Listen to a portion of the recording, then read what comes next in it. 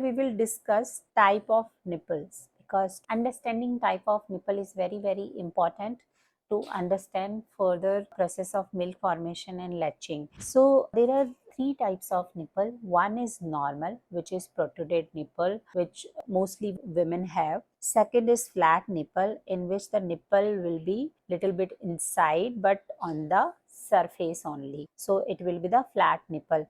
Third type of nipple is inverted nipple, in which the nipple is inside the areola, not outside the areola.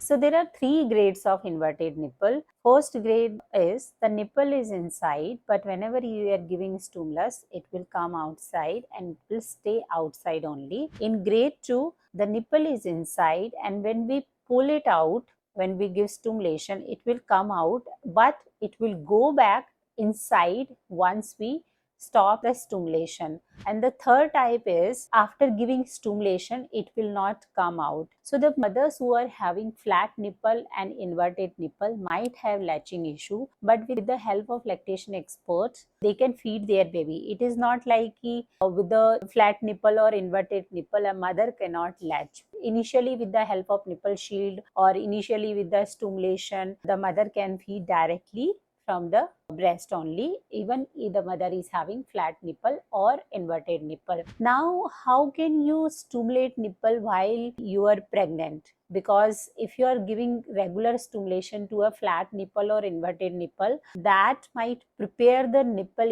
area when the baby is out. So what you can do during daytime, you can stimulate your nipple like this, gentle stroke, so that the muscles can be relaxed and the nipple can come out. So this way you can stimulate the flat nipple or inverted nipple if you have. The normal nipple doesn't need any stimulation. Now there are many types of breast also according to glandular tissue size. So few women have heavy breast, few women have small breast, or maybe few women might have pendular breast with the less of glandular tissue.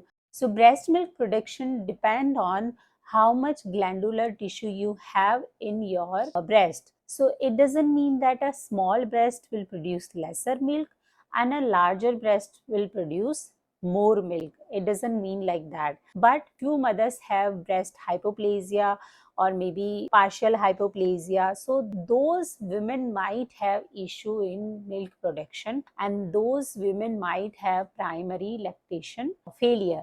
So that we will discuss in further chapters. But now, even if you are having small size, large size breast, flat nipple, inverted nipple, with that also you can breastfeed your baby. If you are having issue, you can take help of a lactation expert. But the nipple size, type of nipple, size of breast doesn't matter in breastfeeding if you have sufficient glandular tissue. In next chapter, we will discuss about how milk formation happens in our body.